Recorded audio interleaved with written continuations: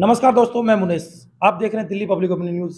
आज हम उपस्थित हैं राजधानी दिल्ली के झड़ोदा गांव के अंदर। यहां पर भारतीय जनता पार्टी के युवा मोर्चा के उपाध्यक्ष हमारे साथ मौजूद हैं, जो नगर निगम चुनाव के अंदर दिल्ली को भारतीय जनता पार्टी की नीतियों से अवगत करा रहे हैं और भारतीय जनता पार्टी को पुनः एमसीडी में काबिज कराने के लिए हर संभव प्रयत्न कर रहे हैं। तो ज़्यादा समय न लेते हुए इनसे बात करेंगे। नमस्कार सर। नमस्कार जी। सबसे पहले मैं चाहूंगा चैनल के दर्शकों को अपना नाम, पद और परिचय बताएं। सभी को राम राम। मेरा नाम आकाश गुप्ता है। मैं झुड़दा वार्ड 10 से भारतीय जनता पार्टी का युवा मोर्चा उपाध्यक्ष हूँ जी।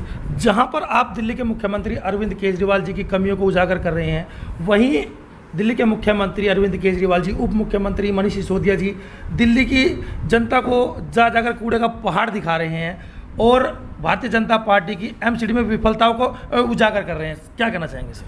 सच्चाई तो ये है कि एमसीडी की विफलता नहीं, भारतीय जनता पार्टी की विफलता नहीं, ये स्वयं केजरीवाल जी की विफलता है। लैंडफिल साइट पे जो कूड़ा फेंका जाता है, जो डाला जाता है, उसके निस्तारण की जो व्यवस्था है वो स्वयं केजरीवाल जी के पास है, जिसे वो छुपाना चाहते हैं और झूठ का प्रपंच वो करना चाहते हैं। मुनीष जी, मैं आपको बताना चाहूँगा कि केजरीवाल साहब काम कम करते हैं और बातें और जनता के पैसों का बंटाधार वो करते हैं। और जिस कूड़े पर वो मुद्दा बनाना चाह रहे हैं, यदि कूड़ा मुद्दा है तो मैं दिल्ली के लोगों से पूछना चाहूँगा, क्या प्रदूषण मुद्दा नहीं है? देखिए, पार्टी एक दूसरे पर आरोप प्रत्यारोप करती रहेगी, परंतु जो इस समय चुनावी माहौल देश के अंदर बना हुआ है, एक भरपूर समर्थन आम आदमी पार्टी को मिल रहा है।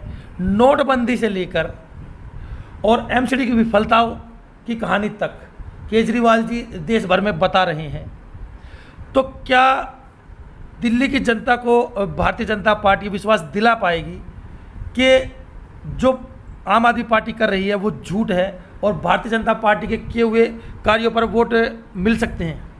मुनीष जी, मैं आपको बताना चाहूँगा आपके चैनल के माध्यम से कि आम आदमी पार्टी को कितना भरपूर समर्थन मिल रहा है। उत्तराखंड के अंदर चुनाव हुआ, इनके मुख्यमंत्री जो उम्मीदवार थे वो भारतीय जनता पार्टी में आ गए और इन्होंने 60 सीटों पे या जितने भी सीटों पे इन्होंने चुनाव लड़ा, लगभग सभी सीटों पर इनकी जमानतें जब्त हुई।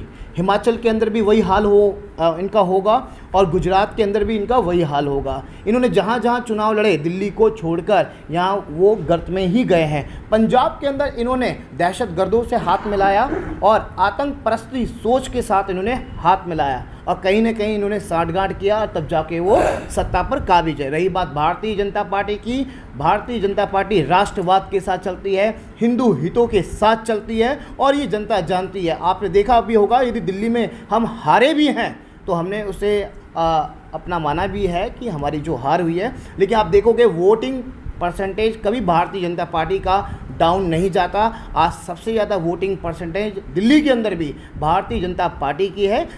जी, बहुत अच्छे। लेकिन जो विपक्ष है वो पूरी तरह आरोप लगा रहा है कि भारतीय जनता पार्टी के पास ना ही तो कोई वादे हैं और ना ही कोई काम है, इसलिए पूरे विपक्ष पर ईडी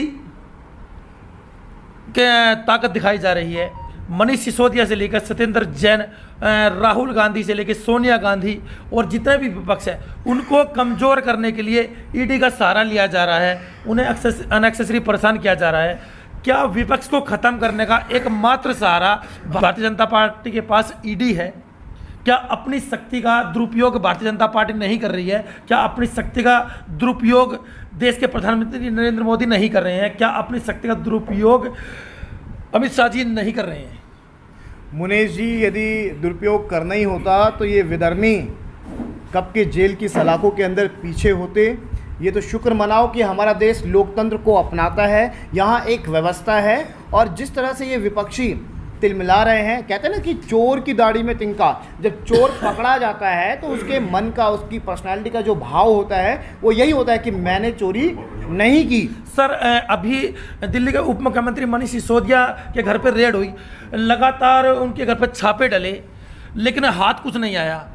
तो क्या आपको नहीं लगता कि वो सिर्फ अपना ताकत दिखाई जा रही थी और अनएक्सेसरी दिल्ली के उप मुख्यमंत्री जी को परेशान किया जा रहा था? भारतीय जनता पार्टी केवल अपने काम से मतलब रखती है। विपक्षी चाहे जितना गड्ढा खोद लें भारतीय जनता पार्टी के लिए, लेकिन हम एकमात्र ऐसी पार्टी हैं जो अपनी लकीरें बड़ी करती हैं। और मैं आपसे कहना चाहूँगा मुनीष जी कि मनीष सिसोदिया जी जो कि उप मुख्यमंत्री हैं दिल्ली में, उनके घर से कुछ नहीं मिला। ये तो जांच का विषय है, अभी चल रहा है, ये तो आने वाला समय है ना बताएगा। सत्येंद्र जैन जो कि स्वास्थ्य मंत्री थे आज जेल की सलाखों के पीछे हैं, और यहाँ तक कि कोर्ट भी उनको ये कहते कहते थक चुके हैं कि हम आपको बेल नहीं दे सकते। आप पर जघन्य, आप पे गंभीर आरोप लगे हुए हैं। जी देखिए, देश के अंदर मोदी मैजिक चला, 2 बार देश के प्रधानमंत्री पद पर वो काबिज हुए, तो दिल्ली में आकर ऐसा क्या हो जाता है कि मोदी मैजिक फेल हो जाता है। लगातार 2 बार बड़े बहुमत से आम आदमी पार्टी जीतती है। और क्या आप भरोसा दिला सकते हैं देश की जनता को कि 2 बार जब मोदी मैजिक विफल हुआ तो इस बार निगम चुनाव में फिर से मोदी मैजिक चलेगा और भारतीय जनता पार्टी फिर से काबिज होगी एमसीडी के अंदर। मोदी जी हमारे यशस्वी प्रधान हैं और भारत के प्रधानमंत्री हैं। अवश्य मोदी मैजिक ख़त्म नहीं हुआ। मोदी मैजिक भारत के प्रत्येक कोनों में, शहरों में, गांव में भी है। और रही बात निगम के अंदर या दिल्ली के अंदर, दिल्ली में तो मोदी मैजिक नहीं चला ना। बिल्कुल चलेगा, कई कुछ कमियां हमारी रह गई होंगी। पंजाब में भी नहीं चला। देखो पंजाब के अंदर तो हम थे ही नहीं ना, पंजाब के अंदर हम मतलब देश अलायंस में थे, लेकिन देश की वो पार्टी जो सत्ता में विराजमान है, अगर उस पार्टी का एक पदाधिकारी ये कहे कि पंजाब चुनाव में हम फाइट नहीं कर रहे थे, तो इसका मतलब क्या निकाला जाए सर? नहीं, आपने मेरी बात पूरी नहीं सुनी मुनीष जी। मैं ये कह रहा हूँ कि पंजाब के अंदर हम अलायंस के अंदर थे, वहाँ भारतीय जनता पार्टी अभी शुरुआती चरणों के अंदर है और अभी समय लगेगा। देखो कहते हैं ना कि विधर्मी जो छल कपट जो करने वाला व्यक्ति होता है वो कहीं ना कहीं अपने हथकंडे अपनाता जरूर है। उसमें केजरीवाल कहीं ना कहीं वो कामयाब हुए। मैं इस चीज़ को मानता हूँ कि विधर्मी अपने प्रपंच रचता है और हम उस चीज़ में नाकामयाब हुए, क्योंकि हम सत्य के साथ चलते हैं, अहिंसा के साथ चलते हैं और हिंदू हित और राष्ट्रवाद के विकास के साथ चलते हैं। जी, जो मेरा सवाल था, क्या आपको लगता है कि दिल्ली एमसीडी चुनाव के अंदर मोदी मैजिक फिर से चलेगा? बिल्कुल चलेगा। मोदी मैजिक कभी ना ख़त्म हुआ है और ना ही कभी ख़त्म होगा। 2024 में भी वो प्रधानमंत्री के तौर पे आएंगे और इस बार दिल्ली में भी हर बार की ही तरह दिल्ली में भी चलेगा। देखिए, मैं एक महत्वपूर्ण सवाल आपसे जानना चाहूँगा कि एमसीडी जो चुनाव हैं वो फरवरी के अंदर होने निर्धारित थे। दिल्ली के मुख्यमंत्री और आम आदमी पार्टी लगातार ये दावे कर रही है कि देश में बैठे प्रधानमंत्री और भारतीय जनता पार्टी आम आदमी पार्टी से डर गई, इसलिए उन्होंने अपने चुनाव को आगे बढ़ाया। लगातार इस बात का प्रसार किया जा रहा है कि डर और भय के कारण ही ये चुनाव आगे बढ़े। और अब जब चुनाव निर्धारित किए गए हैं तो उस पर भी आम आदमी पार्टी आरोप लगा रही है कि चुनाव की तिथि उस समय निकाली गई है, एकाएक निकाली गई है जब आम आदमी पार्टी के मुखिया गुजरात और हिमाचल चुनाव में व्यस्त हैं। मुनीष जी, मैं आपको बताना चाहूँगा कि केजरीवाल जिस तरह से क्या भारतीय जनता पार्टी वाकई आम आदमी पार्टी से डर के चुनाव को टाल रही थी और जानबूझ के उस परिस्थिति में चुनाव कराए जा रहे हैं जब आम आदमी पार्टी के मुखिया हिमाचल और गुजरात चुनाव में व्यस्त हैं? मुनीष जी, डर के तो काम नहीं किया है ना जाता, विश्वास के साथ किया जाता है और भारतीय जनता पार्टी हमेशा इसी विषय को लेकर आगे बढ़ती है। और डर कैसा कि हमारे यहाँ लोकतंत्र है और यहाँ संविधान के अनुसार सब चीज़ चलता है। मैं आपसे ही पूछना चाहूँगा, क्या मोदी जी से पूछ के उत्तर प्रदेश या कहीं पर भी भारत में या तमिलनाडु में या केरल के अंदर चुनाव होते हैं? ऐसी व्यवस्था तो नहीं है हमारे यहाँ पर। समय के अंतराल पर चुनाव होते हैं और होते रहेंगे। दिल्ली के अंदर आम आदमी पार्टी जब भी बात करती है शिक्षा स्वास्थ्य को लेकर बात करती है। शिक्षा और स्वास्थ्य मॉडल जिसे न सिर्फ देश ने माना अपितु विदेश में भी ये प्रशंसा की गई। अमेरिका की संसद में इस बात को उठाया गया, वो दिखाया गया, बताया गया। तो क्या आप इस बात से सहमत हैं कि जो दिल्ली के मुख्यमंत्री अरविंद केजरीवाल जी ने दिल्ली के अंदर शिक्षा और स्वास्थ्य के अंदर अद्भुत कार्य करके दिखाया है? भारतीय जनता पार्टी अच्छे कामों की सराहना सबको करनी चाहिए। क्या भारतीय जनता पार्टी उस कार्य की सराहना करती है? क्या भारतीय जनता पार्टी आम आदमी पार्टी के द्वारा किए हुए कार्यों से संतुष्ट है या इसके अंदर भी कुछ खामियां आपको नजर आती हैं? केजरीवाल की जो आम आदमी पार्टी है वो आम लोगों की पार्टी ना होकर खास लोगों की पार्टी है। और रही बात काम के मुद्दे की, जो आप बात कर रहे हैं कि स्वास्थ्य पर और अच्छी शिक्षा पर, मैं केजरीवाल भाई साहब जी, मुख्यमंत्री जी, मैं यही कहना चाहूँगा कि आप पहले अपने उस वादे को पूरा करें जो आपने कहा था कि जो आपके टीचर्स जो अस्थायी हैं, जो परमानेंट नहीं है, आप उनको परमानेंट करें, फिर इस मुद्दे पर आप बात करें। तो उनकी झूठ की जो राजनीति है वो चलने वाली नहीं है। और एक अंतिम सवाल आपसे मैं और जानना चाहूँगा, दिल्ली में 8 साल से काबिज है आम आदमी पार्टी, उससे पहले कांग्रेस शासन था, उससे पहले भारतीय जनता पार्टी का भी शासन था। दिल्ली के मुख्यमंत्री अरविंद केजरीवाल जी फ्री स्वास्थ्य सेवा दे रहे हैं, फ्री बिजली दे रहे हैं, फ्री पानी दे रहे हैं, फ्री महिलाओं के लिए फ्री ट्रांसपोर्ट दे रहे हैं। लगातार सब कुछ फ्री देने के बावजूद भी ऐसी पहली सरकार सामने आई है जनता के, जो बजट फ़ायदे में दिखा रही है, जो बजट लाभ में दिखा रही है। जिस कार्य को भारतीय जनता पार्टी नहीं कर पाई, जिस कार्य को कांग्रेस नहीं कर पाई, सब कुछ फ्री देने के पश्चात भी आम आदमी पार्टी ने वो कार्य करके दिखाया है। क्या कहेंगे सर, किसकी कमी और किसकी अच्छाई बताएंगे इसे? मुनीष जी देखो, भारतीय जनता पार्टी का मैं सिपाही हूं और तथ्यों और फैक्ट के साथ मैं बात करना पसंद करता हूं। आपने कहा कि बजट लाभ का है, किसने कहा? ये हर बार तो पैसा केंद्र से है मांगते हैं। पंजाब के अंदर महिलाओं को 3,000 रुपये ये देंगे, बांटेंगे, बंटाधार करेंगे, लेकिन उसका भी पैसा वो केंद्र से वो मांगेंगे। अभी 2100 करोड़ रुपए यमुना जी की सफाई के लिए दिया गया। केजरीवाल साहब ने कहा था ना कि हम यमुना मैया के घाटों को काशी के घाटों की तरह बनाएंगे, आपके हरिद्वार के घाटों की तरह हम उसकी व्यवस्था करेंगे और वैसे ही वहाँ पे महाआरती हुआ करेगी। हिंदू वोटों के साथ छल किया गया, पूर्वांचल वोटों के साथ छल किया गया। पूर्वांचलों का इतना बड़ा त्यौहार माँ छठ पूजा, उस पर भी लगाम कसने का कार्य यदि किसी ने किया है तो वो केजरीवाल ने है किया है।